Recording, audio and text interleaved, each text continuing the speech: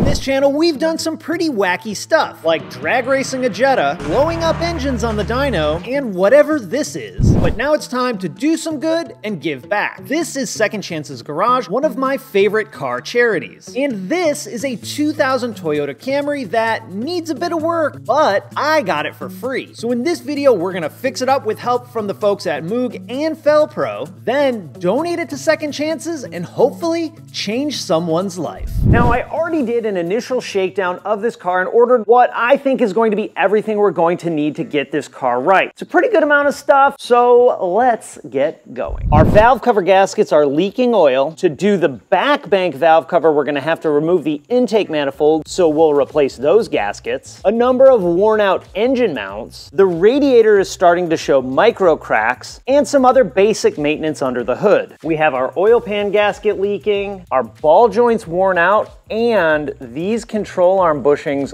are completely shot. The driver's side one is bad, but because of the oil leaks, this passenger side one is completely nuked. So I got full control arms. Also, because of the mileage the car has, I went ahead and got springs and shock absorbers for all four corners. I also found that one of our sway bar end links had a split boot and some play, so we're gonna replace all four of them. And finally, we have a collapsed transmission mount we're gonna replace too. Now, this car is also not much of a looker, but don't worry, we're gonna get it detailed and make it look all nice and fresh before we send it up to Second Chances. Now, we have a lot of work to do, and I'm gonna start under the hood. However, I ran into an issue with a water leak and found that the passenger floorboard was completely flooded. So I pulled the seat and pulled the carpet up, and we're gonna let that all dry while we do the rest of the work. If I run into something that maybe I don't have the equipment for, or let's face it, I just don't wanna do, remember, I was a proper shop foreman, we'll throw those parts in the car, send it up to Maryland, and we'll let the apprentices do that part. We are gonna start with doing these oil leaks and replacing these valve cover gaskets up top. That little guy, we got this. Hey, look at that. For those of you that don't know, I've spent my career as a VW technician, so working on Toyotas is not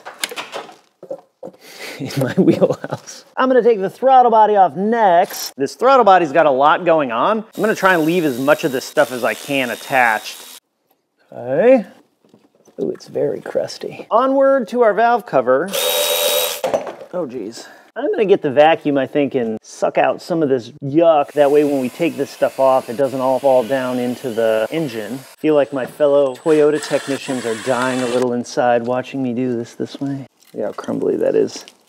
Now, we have all that stuff out of the way, being very careful because all this stuff is old and plasticky and brittle. Let's take the valve cover off. I'm also gonna be real careful to make sure that I don't have different length bolts. A little pry action. Carefully, get this one out of here. Ooh, look at that. One valve cover. Yuck.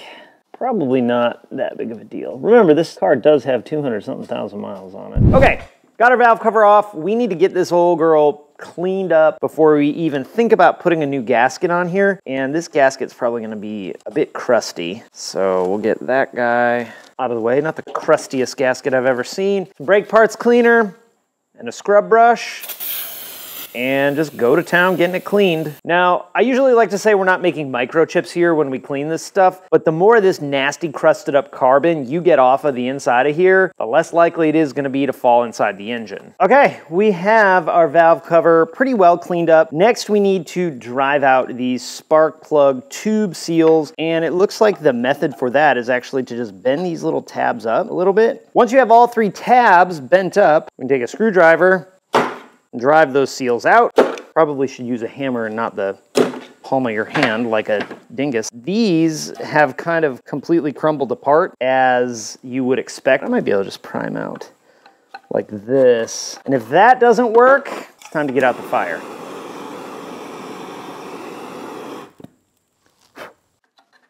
There we go. Before you put your new tube seals in, make sure you get a good clean on these wells here. That way you're not driving dirt all up in it. Okay, so we got our valve cover pretty well cleaned. We need to carry that same vibe over to our cylinder head. You can see here, this is all old RTV. Look at me squishing it. We need to get all this out of here. We don't want any old crusties crusting around. We want to make sure you're not dropping this stuff right down into your engine. So be extra careful here. Trying to fix leaks, not make more. Now this is not a mandatory step, but I went ahead and moved the coolant hose because now you can see a little easier. On the backside of these cylinder heads, Toyota has these little half moon plugs that we need to remove. They just tap right out really easy, and they look like this. Volkswagen uses rubber versions of this same thing. We also need to clean all of this RTV out of here because we're gonna re-RTV it and reinstall them. I used a brass drift. I guess using an extension is the common way. Tap it around and they come right out. Then we will clean it. There's also all this yuck at the front of the cylinder head. I'm gonna wait until we have the valve cover on before I do anything with this. That way nothing like miraculously splashes up and gets in the engine. Just make sure though, when you're cleaning this out, you're wiping away from the engine. Engines are pretty resilient until you start dumping garbage into them. Also do the same thing for the top side here of the valve cover. The rules of doing valve cover gaskets are pretty universal, so this can pretty much apply to just about anything. Now remember, we have these half moons that we pulled out of the back of the cylinder head. I've already cleaned them up, so we'll just take some RTV, fill the center of it up, and set it in the cylinder head. Now at the front of the cylinder head, we have our cam cap. I'm gonna take a small bead of RTV where the cam cap meets the cylinder head. Pretty much anywhere a gasket makes a 90-degree turn, it's a good idea to put a little RTV. Now we are going to put in our spark plug well seals and just a little dielectric grease. We'll drop those babies in. Make sure you install them the right way. So up this way faces the valve cover, which kind of feels a little upside down, but that's okay. And just smush them on in there. If they're not participating in a manner which you'd like their participation, you can tap them down with a socket. Just be careful because you don't want to tweak up the seal at all. Do the same thing for all three of them on this valve cover. Then we can just go ahead and work our gasket in. Make sure your gasket's all the way in. Grab your valve cover, and we're gonna take it to the car. We've got the engine side all prepped up. This should slide right in, and we're good. Now, we gotta put the bolts in. This is a pretty crucial step that it seems specifically on this car, there's a lot of warnings in the repair manual. Not only is the torque spec pretty low, but the repair manual actually says to go in several stages, tightening it down. I spoke with a good friend of mine who's a Toyota technician. She said starting with this one right here, lower center is usually the best. The big thing is don't send one home and then try and tighten up the rest. Now you might be thinking, hey Charles, I don't know what tightening in stages means. Basically what it means is you're just gonna go around this valve cover and tighten it a little bit at a time. So for the first bit of tighten, just get to where it's a little snug, and then usually working from the inside out, snug it up a little bit at a time. So I'm gonna go here, here, here, and here, and work in that order. You could even set your torque wrench to like 4 Newton meters and snug it up and then go around a second time at 8. The only problem at that low of a torque is you don't get the really satisfying click of the torque wrench. But I'll take that over the really unsatisfying sound of your bolt breaking.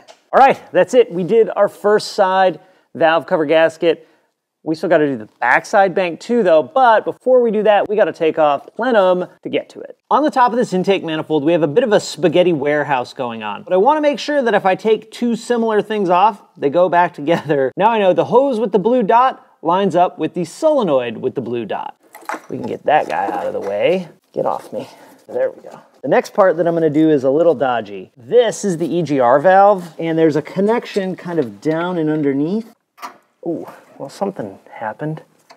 Oh, it's turning. Get some penetrant here and just make sure we're nice and lubricated.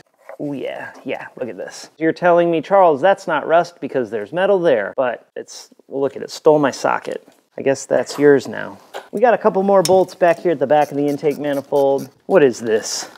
Toyota land? Now that nonsense is over, let's get this manifold off. Now in theory, that should be the last bit of our manifold. I think that's pretty good. A couple of vac lines here. Yeah, there we go. Oh, I got one more thing. What is that? Maybe another ground strap? So, yeah. All right. Well, we did it. We have some open holes directly into our engine. So before we do any more work, I'm gonna take the gasket for the upper plenum off.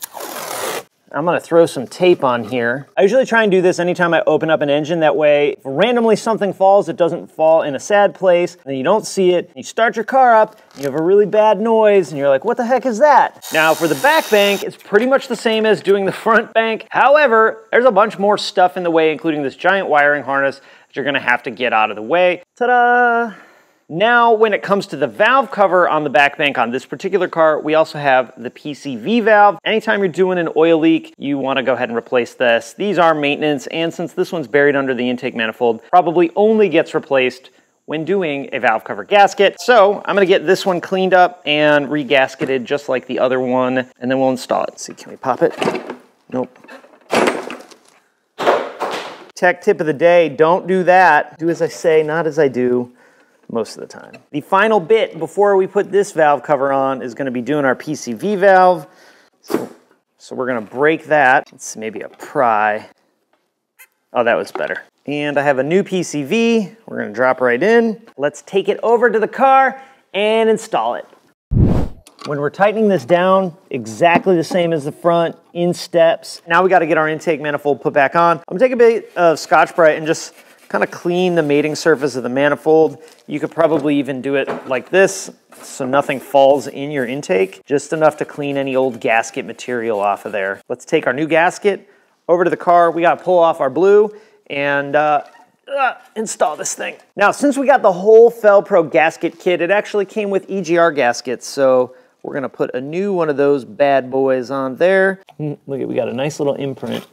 This probably wouldn't make a very good gasket, but this one will. You can see here where our studs will go. That'll line our gasket up, except it goes the other way, Charles, like that. I said in a video once it was impossible to put a head gasket on upside down. I 100% put the head gasket on upside down. All right, let's get our manifold on. I gotta cut right in the throttle body. There we go. So I wanna make sure I get the EGR gasket lined up. Ah, mother of pearl! The amount of times I've hit my head on this dang hood of this car. Sometimes with intake manifolds, you kind of have to walk everything on together. You do a little bit over here, position it better, do a little bit over there. Because if you just try and drop it all in at one time, it likely won't go. Okay, I've made a game time decision change, and I'm actually gonna pull the radiator out before we do the cleaning. I gotta take the radiator out anyway because we're gonna replace it, but this seems like it'll open up a ton more room to actually get to the engine to do a better job cleaning it. And luckily for us, short of a couple of connections, this may be like the world's easiest radiator to ever remove, although it's a bit crusty down at the bottom. All right, so we've done a pretty good amount of stuff under the hood as far as fixing oil leaks and that. Still have a bit to go. There's a lot of things that I have to button up and reattach. So we'll be in a good position here pretty soon. Now that we're done with the top side repair, I'm gonna lift the car up and we're gonna do our bottom side, which is our oil pan gasket. Also, you'll notice it is a mess down here. Since my initial inspection, we have developed the compressor leaking, and it kind of looks like the power steering pump is leaking too. I'm gonna evaluate that. We'll take this cover off, and compressor likely gonna go to the apprentices. It's the beauty of being a shop foreman. You do the gravy work and then you get the junk to the apprentices because, you know, they gotta learn that stuff too. Okay, time to take the pan out. It looks like just, I don't know, 10 or 15, 10 millimeters. I usually leave the easiest bolt for last. That way you can juggle the pan while you're taking the last bolt out. You wanna always be careful with these pans not to just go crazy with it because you don't wanna bend the pan. There we go. That was the sound you wanna hear, that nice deep thonk. Now we should be able to pry it the rest of the way down. Nice and easy, look at that. Well, it's always nice to pull the oil pan down and not have like chunks of metal in there, but there is some crusties. So we need to get this all cleaned out too. Always look at your oil pickup, because sometimes crud gets in there. So like, there's a little yuck in there. Some of this dirt is like from before. You probably have sensed a theme here with doing these repairs, and that's making sure you clean everything as best as you possibly can. Otherwise, we run the risk of a very poor seal. I guess if it leaks after I'm done, we'll just let the apprentices take care of it. I'm just kidding, I don't want it to leak. Now it is time to do the thing that you generally spend all your time doing when you do oil leak repairs, cleaning. Also, I wouldn't hate you if you said, Charles, I'm just gonna buy a new oil pan for $65. I'm very much for that. The big thing though, you wanna get all the sealant off the sealing surface. You also wanna make sure you get all this crud out of the bottom of the pan. So watch. Here's this crusty pan. Look at it. It's gross. Crusty. And then watch this. 3, 2, 1.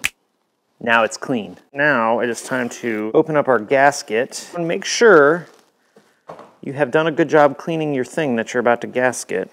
I like to lay my gasket out like this. Now, before I put that oil pan on, I want to point something out. You'll see this little drippy guy of oil. You need to make sure you clean that off, like that. Oil will almost forever leak and get on the mating surface. Just make sure it's clean and dry. This has 2 studs, so this should be pretty easy to line up. We got one there, one there. I'm just gonna start these, snug them all up in series. We'll go kind of across the pan. Think about like torquing a wheel down, kind of like that, so that you don't just mush this side in, distort the pan, and end up mushing the other side and not getting a good seal. All right, so we have fixed our oil leaks. Now it is time for the worst part of every oil leak repair, and that's gonna be the cleanup, because we got a lot to clean up. Look at that.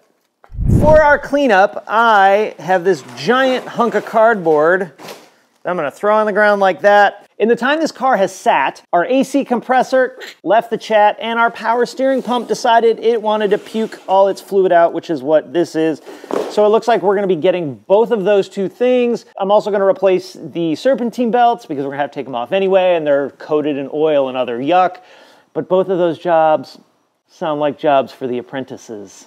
Also, I don't have an AC machine, so the AC thing is for sure a job for second chances. While we let our chemicals soak in on all the nasty on our engine, let's swap our fans and everything to our new radiator. The radiator probably wasn't like, I must replace this part or sadness will ensue, but when radiators, or really any plastic bit, start to kind of turn this crusty color, it usually means they're on a bit of borrowed time. It's a little devastating putting that crusty fan shroud on that really nice radiator. Also, you'll notice these yellow caps. 100%, if you ever do a job like this, save those caps. They're super valuable pieces to have. Now, there are a couple of things we're gonna have to make sure we do. Obviously, we're gonna have to fill this thing with coolant. We're also likely going to need to top off the transmission fluid. Now, with the radiator out, we have a ton of room, so it makes a lot of sense to go ahead and replace this front engine mount and throw our new oil filter on too.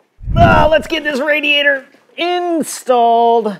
I'm a little confounded with how easy this is because we didn't have to disassemble the entire car to take the radiator out. We just had to like unbolt it. Notice how nice this looks compared to how crusty that other one looked. Just like with those lower bushings, not a bad idea to throw some new upper mounts. That reduces the amount of wiggle woggle. We got our radiator bolted up. I'll put this hose on, and then I think I'm gonna actually start filling it with coolant so it has plenty of time to let all the air bubbles bleed out. We're in pretty good shape. I'm feeling pretty good. We are actually coming up on a bit of a deadline though, because this car's gotta get on a trailer and go up to Maryland, so looks like we might have to start flat rating things a little bit. Next, we are going to focus on the suspension. This is actually the part of the job I was the most nervous that things were gonna go sideways on, so let's hope for the best. 200,000 some odd miles, an unknown repair history. We got sadness happening, so let's do this thing. This should be a pretty easy job. I just jinxed myself and now it's gonna go horribly wrong. I just want to point out, look how kind of crusty that is. That came out real nice. Look at that, that just slid right out. All right, let's get this sway bar end link off next. Sometimes the inner joint here will spin, meaning like this whole little middle part just will spin. This has an Allen in the middle and they always get rounded out. Let me show you a trick real quick while we're here on how to handle that. We're gonna use the world of make-believe for a second. When I try to loosen this, the whole thing spins, not just the nut. If you take a pair of pliers like these, grab the rod and just put all the tension on it like that, it'll hold that joint and then you can run the nut off. Right, now we're gonna get these 3 up top off of here. Watch right here. Keep in mind when you loosen the last nut, that shock assembly is going to drop, so be aware of that. We have to now separate our knuckle. There we go. Whew. There we go. There we go. Look at this guy. Something to point out on this suspension, and this is actually pretty common on a lot of other suspensions. Right here at the top of this hat is an arrow with an L on it, meaning left side, and this faces out. Always double check and make sure the top hat has or doesn't have some kind of proper orientation that it needs to be in. If you don't get it right, a lot of cars have a bearing up here at the top and it can destroy the bearing prematurely. This is a huge VW problem. Make sure you look and see if you have an alignment mark of some kind so that you can install it the correct way. From here, we'll just put this back together. got it. I'm gonna leave that like that because we are gonna do the ball joint and the control arm now. On the other side, the control arm was pretty wild. The bushing in it was just completely roasted because of all that dang oil that had leaked all over. It's all right, she came out, that's all that matters. These two bolts at the front of this control arm are actually different too, so be mindful of that if you're doing this on a 2000 Camry. Get off me. There we go. It's kind of hard to see, maybe with the camera, but this back bushing is completely blown out. Now you could just do bushings if you want, but I thought it was better to just go ahead and do the whole control arm. Now I gotta do the ball joint next. These have a cotter pin in them. If you've never experienced what happens when you don't take a cotter pin out and you just try and loosen a castle nut, it's not fun. I don't recommend it. 0 out of 10. This one is kind of unhappily happy here. It's like way pulled in, so. Oh, and it's twisted too. What kind of not friendly friend does that? You guys like to watch me struggle, and that's cool, I get it. Yeah. I get the excitement, but why is it I seem to always struggle on the off-brand cars and not like this on Volkswagen? After some sadness with the cotter pin that someone jammed all the way into the bolt with the hole in it, some cutting with a cutoff wheel, some chiseling with a chisel, I'm starting to think that maybe this is the job that I should have left to the apprentices, and I should be out doing gravy work, or what I like to call supervising.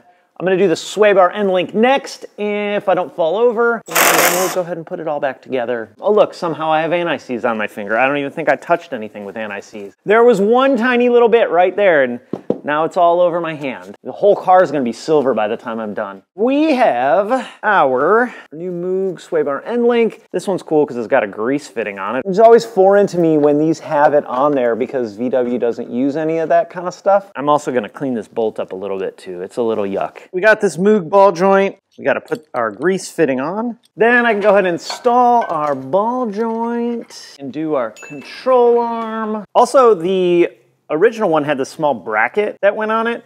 Not really sure why, but we're gonna put it on anyway. There we go. Now we got everybody kind of started. Let's get our ball joint in. You have entered the struggle zone. There we go, there we go. These babies started. These are kind of cool. They like locate the ball joint. I'm gonna guess that we probably need to load the suspension up on this car in order to properly torque everybody down. So I'm gonna lift it up and we're gonna get the screw jack. I figured while we're here and we kind of have the car in an optimum spot, I'm gonna go ahead and swap this transmission mount out real quick for our new motor. You can kind of see how collapsed it was. You can see how like much gap there is. We'll even put our caps back in. We're just gonna finish buttoning up this front corner, and then we're gonna move on to the back. And since I'm right here, I'm gonna take this, well, I said, since we're right here, I'm gonna leave this alarm horn where it was because I don't really feel like trying to extract that screw, and it's not hurting anybody, so it's fine. For the rear, we have to remove the back seat. There is a 12mm bolt down at the bottom of this side trim. Ours is cloth. We need to remove that to get to the top bolts for the spring strut shock absorber assembly. So got the bolt out down at the bottom. That's nice. I'm gonna raise the car up and take the wheel off. I'm gonna unbolt everything in the bottom, and then I'm gonna come do the top in case we gotta really crack stuff loose. I don't want the top wobbling all around on me. All right, I got the last little bit on this one. Pop this guy on out of here. Watch the brake line, Charles. We'll get some freshies in there and it'll ride like new. Finally, got the top done. We'll get these bolts tightened back up. Uh-oh, give me that back. Give me that back.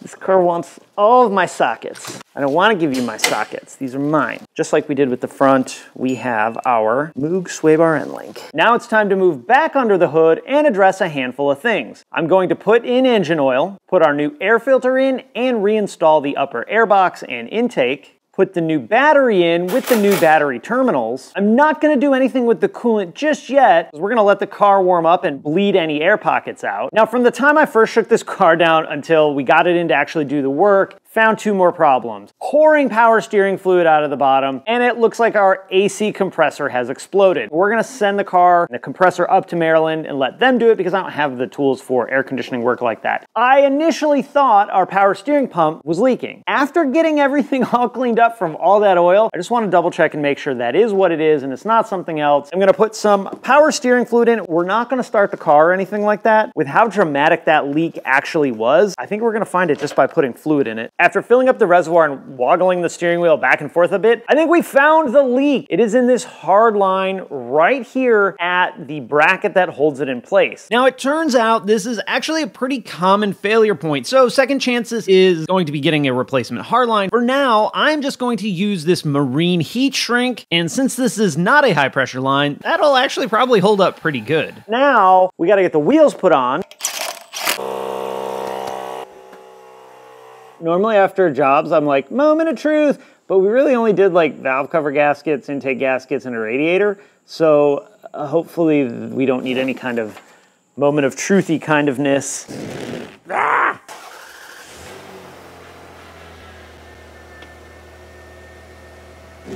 Ah! It runs.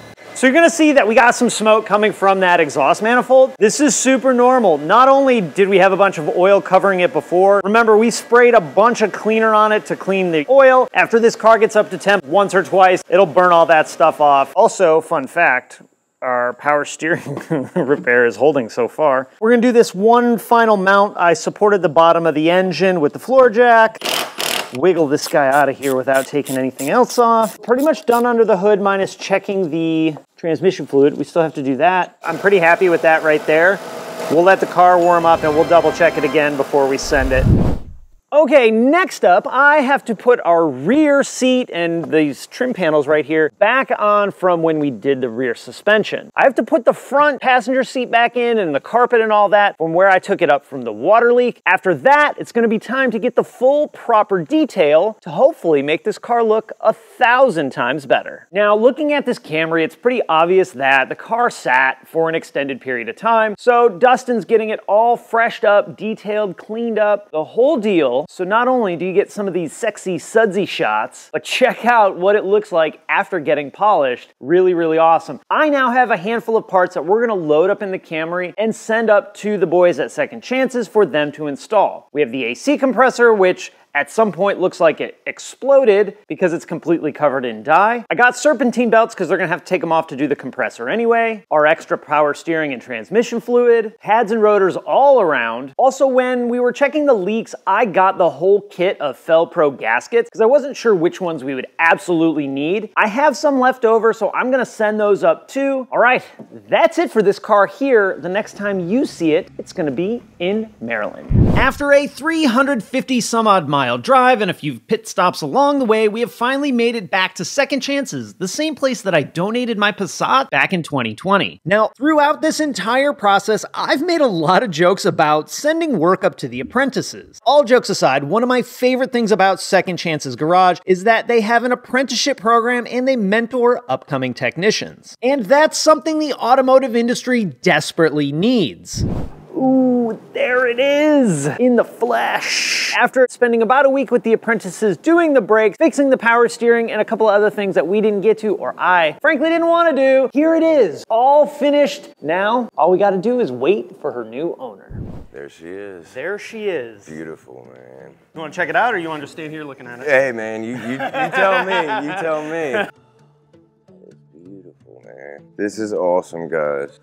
It's all right. It's all right. This is good. This is a good day, man. All right. So this is Billy, the recipient of our Camry. Man, I'm so excited for you. This is going to be awesome. I hope this does all the things that a car like this should do for someone. Also, our friends at Moog hooked you up with a swag pack. This is from me. Fuel this baby up and be on your way. And then the final bit. Thank you, bro. Thank you. I'm happy for you. Psyched. Thank you. Congratulations. Thank you. I had given up 3 years ago. I'm 2.5 years clean now. I got a car. It's a miracle. This is proof to some of the younger guys. This is possible. This man is proof of that. Nah. So if you're feeling down, just know it's temporary. Now, more importantly, let's get you out of here. Yeah. Let's go. He's Thank ready to you. drive. No burnouts, though. Yeah, It's right. frowned upon in a Is it Toyota front wheel Camry. drive? It is front wheel drive. Right, yeah, no burnouts. All right, that's a wrap for our Camry project. Always awesome to do good things like that. I appreciate what Second Chances does so much. Big thanks to our friends at Moog, Felpro, and Advanced Auto Parts for helping make all of this happen. With that, I'm out. Have an awesome day. I'll talk to you again next time.